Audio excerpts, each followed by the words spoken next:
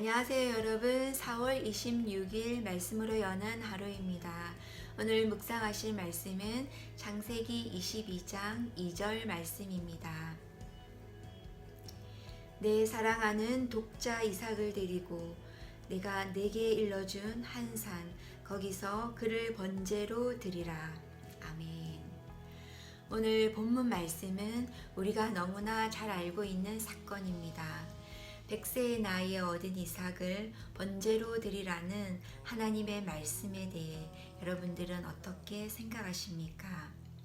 아브라함이 살던 그 당시 그 주변의 이방 민족들은 실제로 인신제사를 드리고 있었습니다. 그렇지만 하나님께서 아브라함으로 하여금 이삭을 인신제사의 희생물로 드리라고 하셨을까요? 절대로 그렇지 않습니다. 하나님은 자신이 가장 아끼는 것도 아까워하지 않고 하나님께 드릴 수 있는 아브라함의 믿음을 보시기를 원하셨지. 아브라함이 아들 이삭을 실제적으로 죽이고 번제물로 바치느냐 바치지 않느냐를 보시기를 원하시지 않으셨습니다. 우리는 때로는 하나님을 믿는다고 하면서 우리의 아버지 대신 하나님의 성품을 잘 모를 때가 많습니다. 그렇기 때문에 때로는 하나님께서 우리에게 말씀하시는 부분에 대해 우리가 잘못 해석해서 우리의 신념대로 하나님의 말씀에 순종하려고 할 때가 있습니다.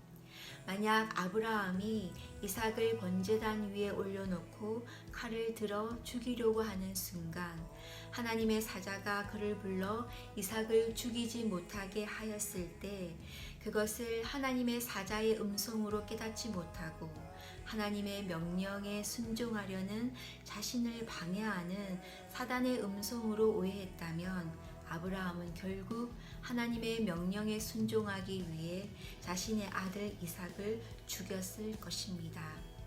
그러나 아브라함은 그 결정적인 순간에도 하나님이 어떤 분이심을 잘 알고 있었습니다.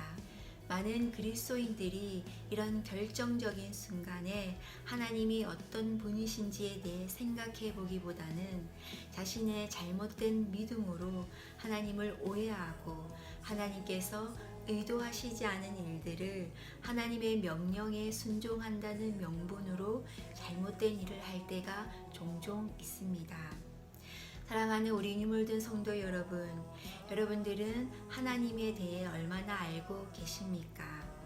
그리고 우리가 안다고 하는 하나님에 대한 부분은 과연 하나님의 몇 프로나 알고 있는 것일까요?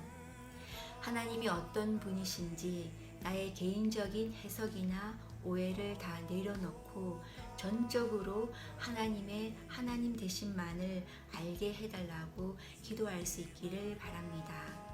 나의 생각은 모두 버리고 오직 하나님께서 계시해 주시는 하나님 자체를 깊이 깨달아 아는 참 믿음의 성도들이 되시기를 기도드립니다.